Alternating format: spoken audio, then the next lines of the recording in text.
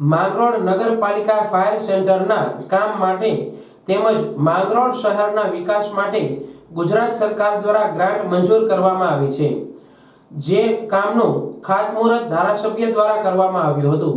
જે કામો શરૂ કરવામાં આવતા આ કામની સામાન્ય ફરિયાદ આવતા માંગરોળ ધારાસભ્ય ભગવાનજીભાઈ કરગઠિયા અને શહેર પ્રમુખ લિનેશ સોમૈયા નગરપાલિકા ફાયર સેન્ટરે બનતા સીસી રોડની રૂબરૂ મુલાકાત લીધી હતી। આ કામની સરકારી નિયમ મુજબ પ્રથમ ગાળા કોન્ક્રીટ પાથરવામાં આવેલ અને ત્યારબાદ સિમેન્ટ કોન્ક્રીટ કરવામાં આવ્યું હતું।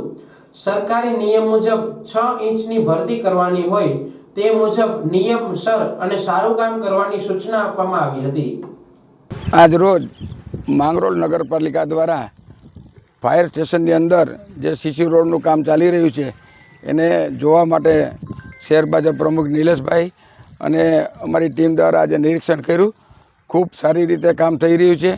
જે કંઈ નાના મોટા કંઈ સુધારા કરવાના છે એની કોન્ટ્રાક્ટરને સૂચનામાં આપવામાં આવી અને કામ ઝડપથી પૂરું થાય અને સારું કામ થાય એવું સૂચના આપીશ।